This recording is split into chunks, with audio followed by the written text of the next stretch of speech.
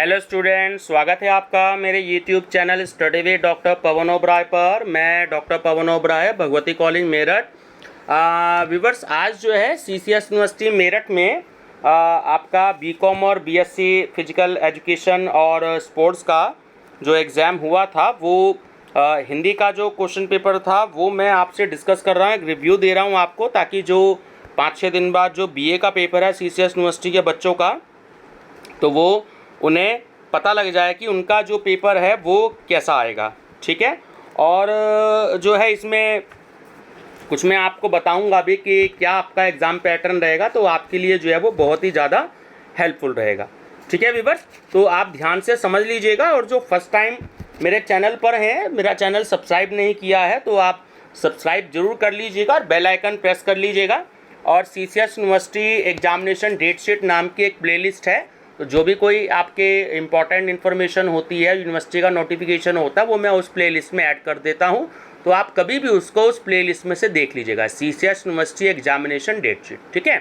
तो अब आपका जो 29 जुलाई और 30 जुलाई का पेपर था वो नहीं होगा। 29 जुलाई वाला एग्ज़ाम जो है वो 9 अगस्त में होगा, और 30 जुलाई वाला एग्ज़ाम जो है वो आपका 10 अगस्त में होगा। और बीएड का एग्ज़ाम जो एंट्रेंस का जो होना था 30 तारीख में, 30 जुलाई में, तो वो अब 6 अगस्त में होगा। ठीक है ना। तो ये आज मैं आपको थोड़ा सा बता रहा हूँ, इंस्ट्रक्शंस भी दे रहा हूँ आपको कि आपका एग्ज़ाम पैटर्न क्या है, तो उसको आप ध्यान से समझ लीजिएगा। ये आज बीए वालों को बहुत हेल्प मिल जाएगी इससे, क्योंकि बीएससी का पेपर भी मैं दे चुका हूँ। तो आप मेरी प्लेलिस्ट देख लीजिएगा, जनरल हिंदी की, जनरल इंग्लिश की और जनरल संस्कृत की, तो उसमें ये सभी मैंने पेपर ऐड कर दिए हैं। ठीक है। तो संस्कृत का और हिंदी का जो है वो मैंने इंग्लिश का ऐड कर दिया है, तो आप उसको देख लीजिएगा। अब देखिए, इसमें जो लिखा है सभी 7 प्रश्नों के उत्तर देने हैं। तो ये तो आपका पुराना जैसे नॉर्मल क्वेश्चन पेपर होता है वैसे था। आपको सिर्फ 4 क्वेश्चंस के आंसर देने हैं। ठीक है। तो इसमें मतलब निम्नलिखित में से किसी एक पर संक्षिप्त लेख लिखिए। तो ये आज के पेपर में था। तो बाल गंगाधर तिलक, सीवी रमन और मदन मोहन मालवीय, इनमें से आपको एक पर निबंध लिखना है। ये क्वेश्चन कंपलसरी है। ठीक है, आपको करना ही करना है। उसके बाद जो दूसरा क्वेश्चन था कि निम्नलिखित में से किसी एक पर सारगर्भित निबंध लिखिए। ठीक है। तो सारगर्भित मतलब थोड़ा सा आपको डिटेल में लिखना है। ठीक है। और संक्षिप्त मतलब आपको 1.5-2 पेज का आप निबंध लिख सकते हैं। और सारगर्भित मतलब थोड़ा सा डिटेल में 3.5 से 4 पेजेस आप जो है वो निबंध के लिखेंगे। कोई एक टॉपिक जो था विद्यार्थी और राजनीति, भारत में बेरोजगारी और दहेज प्रथा, एक सामाजिक अभिशाप, तो कॉमन टॉपिक है, आप लोग इजीली कर भी सकते हैं इसको। ठीक है ना। तो ये दूसरा क्वेश्चन भी आपको करना जरूरी है, यानी कि पहला भी निबंध आपको करना जरूरी है। ठीक है, जो संक्षिप्त लिखना है, और जो दूसरा जो क्वेश्चन है सारगर्भित निबंध लिखना, ये भी कंपलसरी है। ठीक है, करना ही करना है। ठीक है। अब जो ये क्वेश्चन 3 आपको दे रहे हैं, 3 से 7 क्वेश्चन, तो टोटल 5 क्वेश्चन है। आप सिर्फ केवल और केवल इसमें से 2 ही क्वेश्चन करेंगे। चाहो तो 3 कर लो और 4 कर लो, चाहो तो 4-5 कर लो, चाहो तो 5-6 कर लो, चाहो तो 6-7 कर लो। मेरी नज़र में अगर मैं आपकी जगह स्टूडेंट्स होता, मुझे पेपर करना मिलता, तो मैं 6 और 7 करता। क्यों? क्योंकि उसमें ज़्यादा टेंशन नहीं है। ठीक है। क्या है अभी डिस्कस करते हैं। बात समझ में आ गई। टोटल 4 क्वेश्चन करने हैं। पहला क्वेश्चन कंपलसरी करना है, दूसरा क्वेश्चन कंपलसरी करना है। अब क्वेश्चन नंबर 3, 4, 5, 6, 7, 5 क्वेश्चन बच गए। अब इस 5 क्वेश्चन में से आप कोई भी 2 क्वेश्चन कर सकते हो, तो टोटल आपको 4 ही क्वेश्चन करने हैं। ये बात आपको क्लियर हो गई होगी। अब तीसरा ये क्वेश्चन आया था कि प्रारूपण से क्या तात्पर्य है, अनुस्मारक पत्र का उदाहरण दीजिए। इन क्वेश्चंस को तो याद कर ही लीजिएगा। जो पिछले हफ्ते बीएससी का मैंने डिस्कस किया था, आप उसके क्वेश्चन भी याद कर लीजिएगा।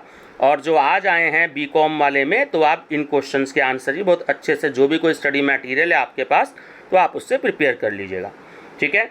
अथवा है कि प्रारूपण की परिभाषा स्पष्ट करते हुए एक अच्छे प्रारूपण की विशेषताएं बताइए। तो ये दोनों में यही प्रारूपण का ही आपका क्वेश्चन आ गया। उसके बाद है कि टिप्पण का अर्थ बताते हुए एक अच्छे टिप्पण की विशेषताएं बताइए। और अथवा में है कि टिप्पण और प्रारूपण में क्या अंतर है, सउदाहरण स्पष्ट कीजिए। ठीक है। तो देखिए यहाँ भी प्रारूपण आ गया है आपका, तो बड़ा इंपॉर्टेंट टॉपिक है प्रारूपण का, तो बहुत अच्छे से 2-3 क्वेश्चन जो भी बनते हैं वो आप प्रिपेयर कर लीजिएगा, ठीक है। अब उसके बाद है महाविद्यालय प्राचार्य को चिकित्सा अवकाश हेतु प्रार्थना पत्र लिखिएगा, और अथवा में दे रहा है कि जिला आपूर्ति अधिकारी को सीमेंट के परमिट हेतु प्रार्थना पत्र लिखिए। अब देखिए यहाँ पर अगर आपको प्रारूपण का क्वेश्चन नहीं आता, अनुस्मारक पत्र का उदाहरण नहीं आता, एक बार को कोई कन्फ्यूज़न होती है, प्रारूपण की परिभाषा स्पष्ट करते हुए एक अच्छे प्रारूपण की विशेषताएं दीजिए, इसमें भी कन्फ्यूज़न होती है, टिप्पण का अर्थ बताते हुए अच्छे टिप्पण की विशेषताएं दीजिए, ये भी नहीं आता आपको, या कोई दिक्कत है टिप्पण और प्रारूपण का क्या अंतर है, ये जो ऊपर आपको क्वेश्चन दे रखे हैं इसमें उदाहरण भी आपको क्लियर नहीं हो रहा है, और 5वां क्वेश्चन भी आपको जो है दिक्कत में आ रही है कि महाविद्यालय के प्राचार्य को चिकित्सा अवकाश हेतु प्रार्थना पत्र लिखिए, कोई दिक्कत आ रही हो, सीमेंट आपूर्ति अधिकारी को सीमेंट के परमिट हेतु प्रार्थना पत्र लिखिए, दिक्कत आ रही हो, तो आप क्या करो, इसके लिए बस आपको थोड़ा सा हिंदी की ग्रामर आपकी अच्छी होनी चाहिए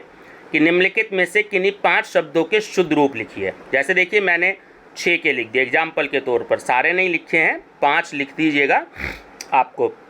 जैसे आज के पेपर में था अलौकिक, अलौकिक की जगह होता है अलौकिक, मैंने करेक्ट करके ऊपर लिख दिया है। गणपति नहीं होता गणपति होता है, पत्थर नहीं होता पत्थर होता है, ठीक है। आशीर्वाद में आप देख लीजिएगा वाह का आ का डंडा और उसके ऊपर रे आता, तो आशीर्वाद इस तरीके से लिखा जाता है, ठीक है। रचयिता गलत लिखा हुआ है, यह के ऊपर छोटी की मात्रा आती है, तो रचयिता। वाल्मीकि नाम नहीं है, वो महर्षि वाल्मीकि हैं, तो वाल्मीकि पूरा नाम है, तो मैंने अंडरलाइन इसलिए कर दिया कि आपको पता लग जाए कि ये इनके आंसर हैं, ठीक है। अलौकिक, गणपति, पत्थर, आशीर्वाद, रचयिता और वाल्मीकि, तो आप ये लिख देंगे, कोई टेंशन नहीं, प्रारूपण का इतना बड़ा क्वेश्चन करने की जरूरत ही नहीं है, टिप्पण का इतना लेंदी क्वेश्चन करने की जरूरत नहीं है, ठीक है। अब बात करते हैं दूसरा बढ़िया क्वेश्चन जो आएगा आपके पास कि निम्नलिखित में से 5 वाक्यों को शुद्ध लिखिए, ठीक है। जैसे कि एक मैंने आपको अंडरलाइन करके बताया एग्जाम्पल के तौर पर, ठीक है, मैं सारे लिख देता लेकिन एग्जाम्पल के तौर पर बताया मैंने कि इसी कार्य में तुम्हारी अच्छाई है, ये सेंटेंस गलत है, इसी कार्य में तुम्हारी भलाई है, सिर्फ एक ही वर्ड आपको चेंज करना है, इसी कार्य में तुम्हारी भलाई है। उसको कहो कि सावधान रहे, उसे कहें कि सावधान रहें, ठीक है। मेरी निगाह मेरे मित्र की ओर थी, ये ऐसा हो सकता है कि मेरी निगाह मित्र की ओर थी, या थोड़ा सा इसको देखना पड़ेगा, आप थोड़ा सा पढ़ेंगे तो आइडिया हो जाएगा, ठीक है। नेक्स्ट है ठंडे घड़े का पानी पिलाइए, ठंडा घड़ा नहीं होता, ठंडे घड़े का पानी पिलाइए। मुझे रोटी खानी है, ठीक है ना, मुझे रोटी खाना है नहीं, मुझे रोटी खानी है। पति पत्नी आए हैं, ठीक है, पति पत्नी आए हैं। तो बंदूक एक शस्त्र है, ऐसा आपको वाक्य आया, और यह गुलाब का फूल है, तो ऐसा भी कह सकते हैं कि यह गुलाब का एक फूल है, ठीक है। तो ये कुछ आपको ऐसे आएंगे, तो जो भी कोई स्टडी मटेरियल है आप इसको देख लीजिएगा, ठीक है। जैसे मैंने आपको एग्जाम्पल के तौर पर बता दिया कि पति पत्नी आए हैं, आई है नहीं, पति पत्नी आए हैं, मुझे रोटी खानी है, ठंडे घड़े का पानी पिलाइए, तो ये सही है। उसे कहें कि सावधान रहे, ठीक है। तो बस थोड़ा थोड़ा ही आपको वर्ड में चेंज करना है, अगर आप चेंज कर देंगे इन्हें तो आपको ज़्यादा परेशान होने की भी ज़रूरत नहीं है ना। यह गुलाब का एक फूल है, तो आप इस तरीके से सेंटेंस जो हैं वो ठीक कर सकते हैं। जैसे मैं आपको एग्जाम्पल के तौर पर जो है 2-3 मैं वाक्य आपको और बता दूं कि अगर जो है आपको अगर करने हो इसी वीडियो में, तो आप जो ध्यान रखना। इसके बाद में 2017 का क्वेश्चन पेपर भी अगली वीडियो में आपसे डिस्कस कर रहा हूँ। थोड़ा इस वीडियो में रह गया बताना कि जैसे मेरा जीवन आप पर निर्भर करता है, तो गलत है, मेरा जीवन आप पर आश्रित है। अगर ये वाक्य आ जाए कि उसकी माता पिता आ गए, तो बिल्कुल गलत है, उसके माता पिता आ गए, है ना। बाढ़ में फसल सर्वनाश हो रही है, तो बाढ़ में फसल नष्ट हो रही है, ठीक है। वह चुपचाप से चला गया, तो गलत है। सही क्या है, वह चुपचाप चला गया। तो ऐसे क्वेश्चन जो हैं आपको आएंगे, है ना। 5 रुपया का सामान ले आओ तो गलत है, 5 रुपये का सामान ले आओ। तो अगर आप ऐसे क्वेश्चंस को ठीक कर देते हैं तो आपका टाइम भी बचेगा और 1.5 घंटे में आप अच्छे से सोचने के लिए आपको समय भी मिल जाएगा। ठीक है व्यूअर्स, तो एक मैंने आज के पेपर का रिव्यू दिया है जिससे कि आपको बेनिफिट हो जाए, और 2017 का जो क्वेश्चन पेपर है वो भी मैं आपसे डिस्कस कर रहा हूँ। इसी वीडियो के तुरंत बाद जो है आपके पास 2 क्वेश्चन पेपर हो जाएंगे। तो ये 2017 का भी मेरे को पेपर मिल गया है, बड़ी मुश्किल से मिला है, तो आपको एक आइडिया हो जाएगा। ठीक है व्यूअर्स, तो वीडियो पसंद आए लाइक शेयर सब्सक्राइब जरूर कर लीजिएगा और मेरे साथ बने रहिएगा। Thank you viewers.